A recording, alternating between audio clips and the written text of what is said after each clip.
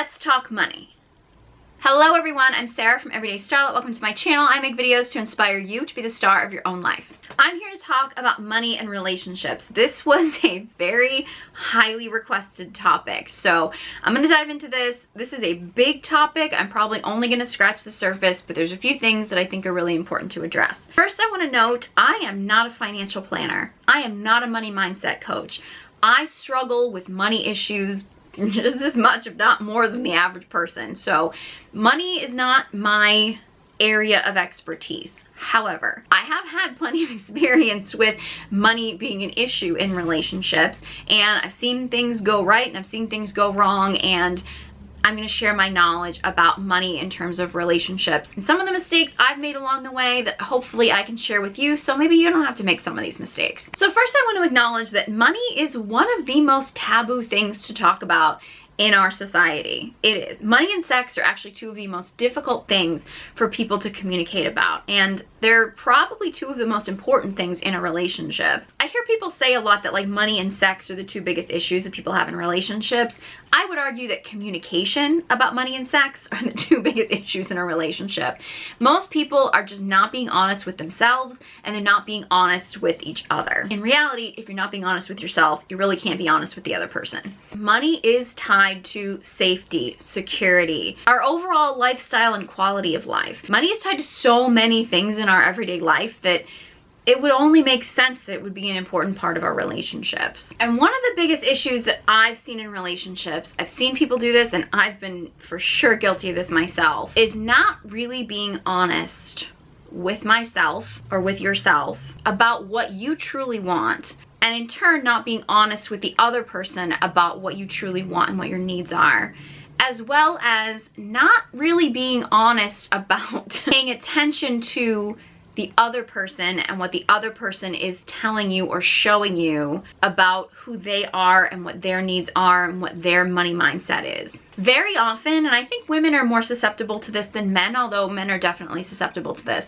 we get caught up in the relationship, we get caught up in the love, and we don't actually pay attention to the warning signs that money might be an issue, the warning signs that we might not be in alignment about what we truly want. In fact, this video was initially inspired by a lovely woman who wrote to me about her concerns that she was involved with a man who was interested in them getting married, but that he was interested in a 50-50 relationship, and that she had always wanted to be a stay-at-home wife and mother, that they loved each other but was it really going to work. So I'm not here to tell anybody what the right choice or the wrong choice is, what ways that they should live their life or what ways they shouldn't. I just really encourage people to ask themselves what they truly want.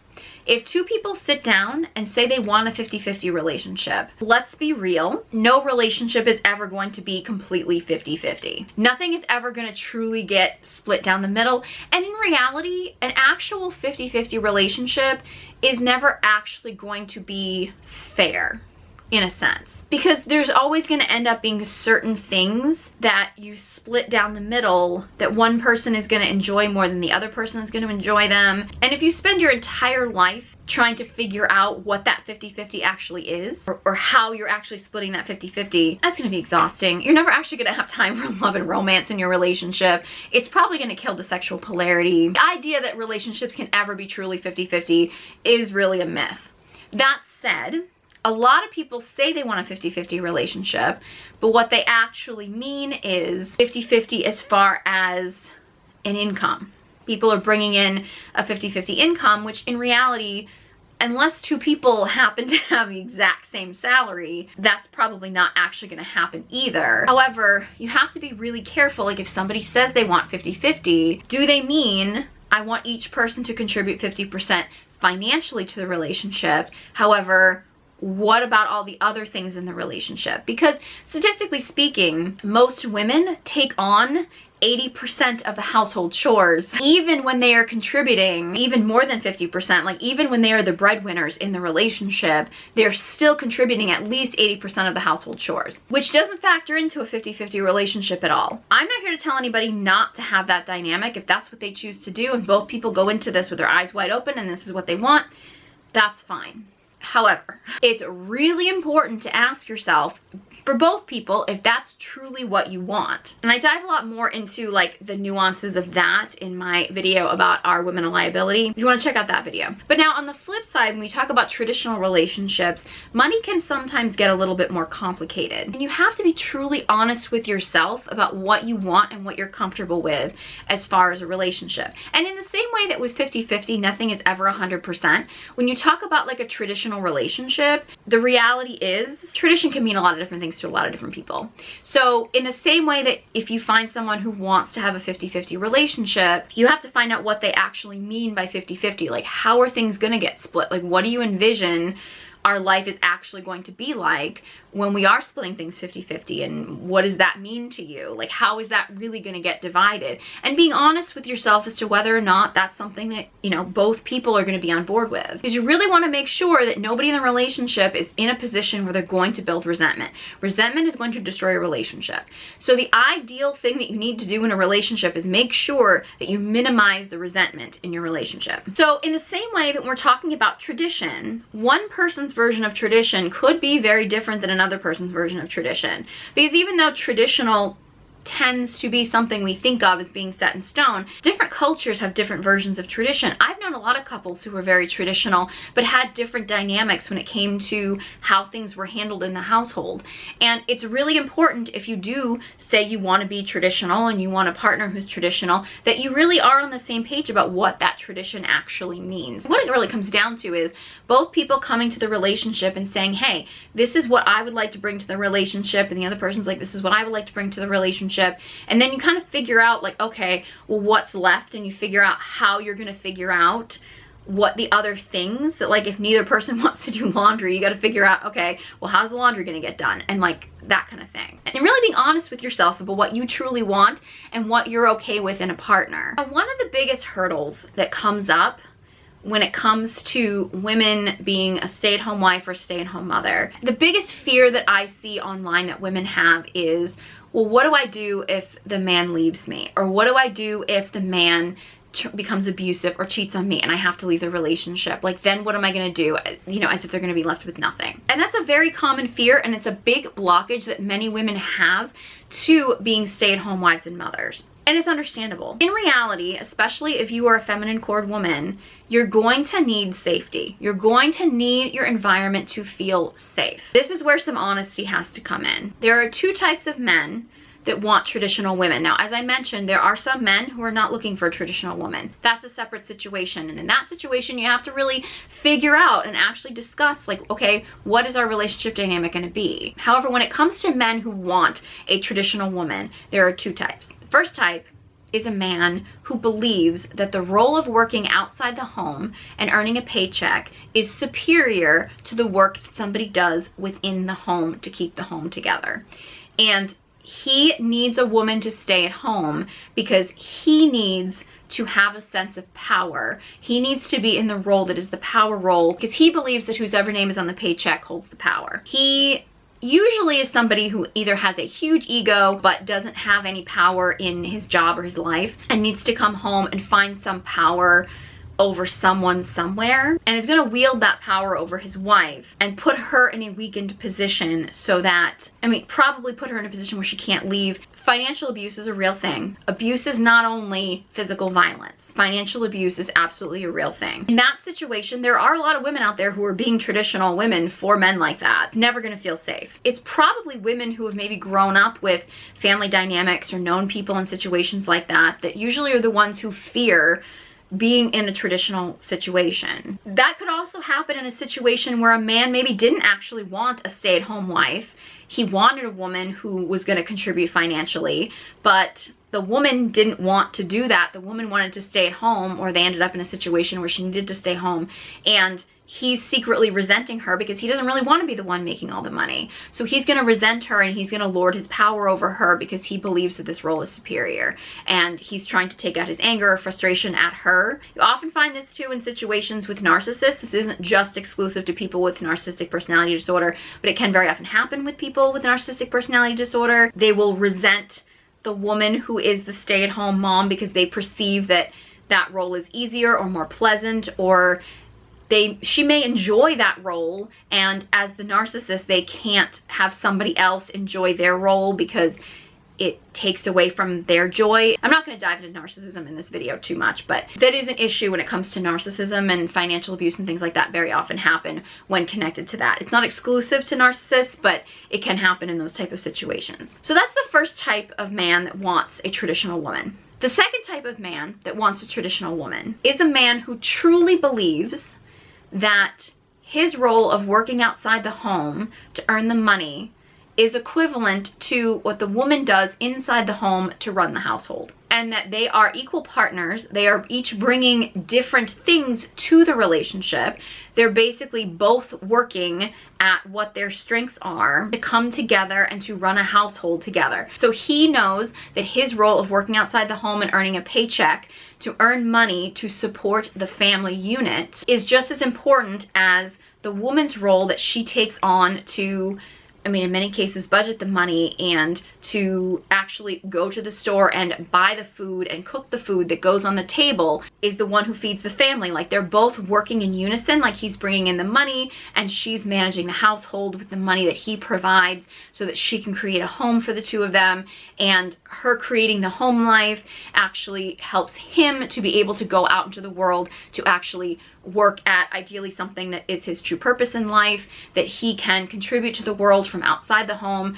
Her role supports his role supports her role, and they're equal partners, and they have equal amount of love and respect for each other because they both respect that what the other one is doing is an important role in the relationship and is an important role for the world. He understands that him going out and working is important, but he also understands that what she is doing to keep the home and to take care of children, if there's children involved, that that's an important role too, and that she understands and values that she is doing her role, and so that he can go out and do his role, and appreciates that what he's doing is helping her to be able to do what she's doing. And they understand that it is a partnership, and they understand that while they're not doing the same things, both of them are contributing to the relationship and to the household and to the world in their own unique individual ways, and neither one of them is better or worse than the other. If you are interested in being a traditional woman, into being in a traditional relationship, you should only do that if you are with a man who fits into the second category. If you are dealing with a man who fits into the first category,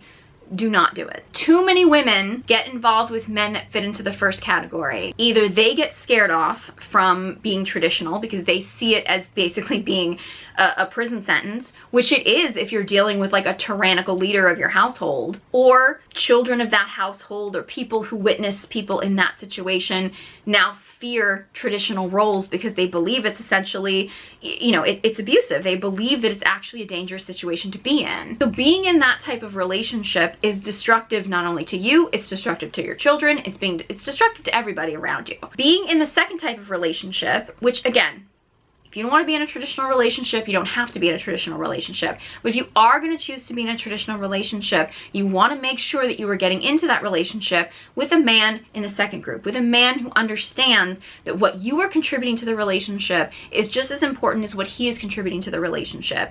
And so the two of you have love and respect for each other, and you don't have somebody who's stepping in and being a tyrannical leader. And it is so important to be honest with ourselves as to what we truly want, like whether or not we want to be traditional, whether or not we don't, what we want to contribute to a relationship, what we'd rather somebody else contribute to a relationship, and to also pay attention to the other person, pay attention to who they are, what their character is, and pay attention to how they handle money, and pay attention to how they treat you, pay attention to how they talk about traditional relationships, to pay attention to who you're actually getting into a relationship with. The reality is, especially for women, who we get into a relationship with, who we choose to have children with, and who we choose to get into a marriage with and commit to is the most important decision we're ever going to make in our life. It absolutely is. It affects every other area of our life.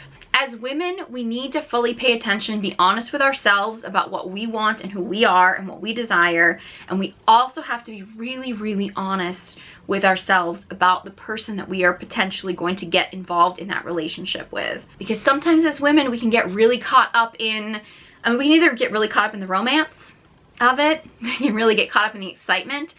As women, we can also get really caught up in the pressure of our biological clocks, of time's running out, of societal pressures. I fell into that category and got into a relationship because of, you know, panic, and I ended up in divorce court. So I speak from experience when I say this, because I really wasn't paying attention to a lot of things that I really needed to be paying attention to.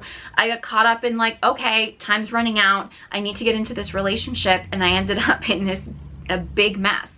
And I will be honest that money was one of the biggest issues. And another thing that we have to be really honest about too is people's money mindset. I think very often, particularly for women, we can get really caught up in the idea of wanting a man who has a certain income or makes a certain amount of money. And as I've said before in a lot of other videos, just because a man has the means to provide for you does not mean that he has the desire to be a provider. So just chasing a man with money is not necessarily going to get you the provider that you desire, if you are desiring a provider. You need to look at his overall character. Now, obviously, if a man does not have the means to provide for you, and there's no evidence on the horizon that he is working his way towards becoming that man who can provide for you, then him wanting to be a provider for you is not really going to do you much good. Like, you need a man who has both the means and the desire. Now, obviously when you're younger, if he doesn't necessarily have the income that you are desiring at that point, but he's on the right path, he has a goal in place, he has a vision, he's actively taking steps towards that vision, and you know that he has the passion, you know he has the desire, you both share a vision, then that's one thing. However, if you meet a guy who is like all talk, I've fallen for the all talk kind of guy before. He's all talk and he's gonna make this, he's gonna make that, but as the years go by, he's not taking any steps towards that, or you know, he kind of like gets so far and then he falls back. He could just be a jerk. He could also be somebody that's got a lot of money blocks that he just really hasn't worked through. And as women, sometimes I think we can get into that, like, oh, he's got potential, I know he could get to this point, or I know he could do this. As women, we have this sort of vision for them. But if men aren't actually willing to step up and they don't have the vision for themselves, like if they don't have as much belief in themselves and confidence in themselves, then our encouragement of them is only going to go so far. And that's also something too I want to note, is that, and this was something I had to learn the hard way, I will tell you, you got to make sure that people's money mindsets are aligned with yours. This was something that I didn't really fully understand until experiencing it. When you are dating somebody who, say, grew up in a different socioeconomic background than you, and I'm not saying that that can't work, like you can get two people who grew up differently and that can work. However, I grew up, for example, in a certain socioeconomic background. My ex-husband grew up in a different socioeconomic background. He started making money so that he was essentially in a position where we were potentially going to be in about the same socioeconomic background. He was basically moving up and I was staying about the same. My mindset about what my lifestyle should be was like here, but his lifestyle was still down here, and even though he had the money, he had a lot of blocks so that we weren't getting here. You know what I mean? Like, I was like, okay, we have this amount of money, we should have a house in a nice neighborhood, we should have this, we should be moving along to do this. Whereas in my situation, my ex was actually hiding money away from me because he was in panic because he saw me as planning on spending all of his money, when in reality, I was like, well, when you have this level of income, this is the lifestyle that you have. His nervous system wasn't ready for that lifestyle. He wanted to be a part of that lifestyle, but he wasn't ready for that level of lifestyle at that point. If two people have grown up a certain way, they're probably both gonna have a nervous system that is kind of set for a certain amount of money or a certain amount of income or a certain style of life. However, when you have two people that come from different socioeconomic backgrounds, whether they actually drop lower, so you have maybe somebody who was used to having a certain amount of money or growing up with a certain amount of money, and now they're not bringing in as much money, so they're actually kind of downgrading. Or you have people who come into a lot of money and they're now upgrading. Those things are going to bring up money blocks. I mean, that's why you see so many people who, like, they win the lottery and then they end up with even less money than before they won the lottery, because they end up pissing it all away, or because they just don't know how to handle that much money, and so they end up just getting rid of it all. Different people respond to money differently, and it's really important to pay attention to how the person you're with responds to money, and is this compatible with the way that you respond to money. You see this a lot sometimes with people who maybe have grown up, you know, with not much, and then they get that like new money, you know, like they, you know, you see this a lot with athletes or, you know, people in the music industry or celebrities, things like that. They grow up really poor and then they all of a sudden get all this money and they just don't know how to deal with it. There's an important aspect too, is to how does someone spend money? Like, how is somebody actually spending their money? If you do, like, say as a woman, you want a man who makes a lot of money, because that's more traditional, as the woman is looking for a man who can be a provider. So she's looking for a man with more money who can provide for her, even if she does want to work, but she wants to have the option to work or not, like if she has kids or things like that. As a woman, it can be very enticing if you have a man who's spending a lot of money on you. However, if as you get to know a man, if you start realizing that this man is spending a lot of money on you that he really doesn't have, or it's a sign that he's not good with his money, or he overspends, maybe he's living beyond his means or something, that's gonna feel really unsafe. And if you notice he's doing that while you're dating, it's probably gonna continue once you get married. That overspending can be very dangerous. It can be an addiction. I can speak on this personally, not in a romantic relationship, but seeing this in a very close personal relationship. Shopping addictions, overspending. I mean, I know sometimes it's kind of like cute and cliche. Shopping addictions, very similar to like gambling addictions or things like that. Like the constant adrenaline rush of getting something, or, you know, shopping to try to fill yourself up or things like that. Men and women are susceptible to this. Shopping addictions and overspending addictions and things like that are real. They can also be used as a way of financially abusing someone. Any signs of really being horrible with money, particularly for women, if you're looking for a man who is a provider, you have to look at these things. It might look great that he's driving around in some fancy expensive car, but if he's driving around in this car and he's leasing it and he can't afford the lease payments or something, or, you know, he's getting this repossessed, you know, you have to look at his overall relationship with money. I actually remember years ago, this was a long time ago, but I worked in this very, very high-end retail store, and I remember this was the time when like designer jeans were like everything, and we just sell the most overpriced jeans. It was insane. And I'm sure the prices have changed today. I don't really know what designer jeans go for today, but I remember there was this buzz. I worked in the women's department. I remember there's this buzz in the men's department. I got this pair of the most expensive jeans in the store. They were $400 men's jeans. And all the like the girls that I worked with in the store were all like, oh my God, I want to go over there and like see what men actually buy the jeans. And I was like, I don't want to do that. And they were like, you don't want a man who could afford to spend $400 on a pair of jeans? And I was like, no, I would love to date a man who could afford to spend $400 on a pair of jeans, but like, I wouldn't want to date a man who would spend $400 on a pair of jeans, because that's a sign he's not prioritizing his money properly. Because to me, my priority is simply not a man in designer jeans. And that's not to say that a man wanting to spend money on designer jeans is wrong. It just doesn't align for me. And this is where it also comes down to really knowing yourself and knowing your priorities. So for example, if I met a man tomorrow who was a billionaire and he came to me and was like, I want us to live a life together, and his version of living life together was to have like a condo in the city, so you had a residential address, but to travel the world and be in a different city every week, to be eating in 5-star restaurants and going to all these luxurious hotels and stuff all over the world, going to all these exotic locations. There are a lot of women who would hear that and be like, yeah, sign me up. Like, where is this guy, right? For me, that's not what I'm looking for.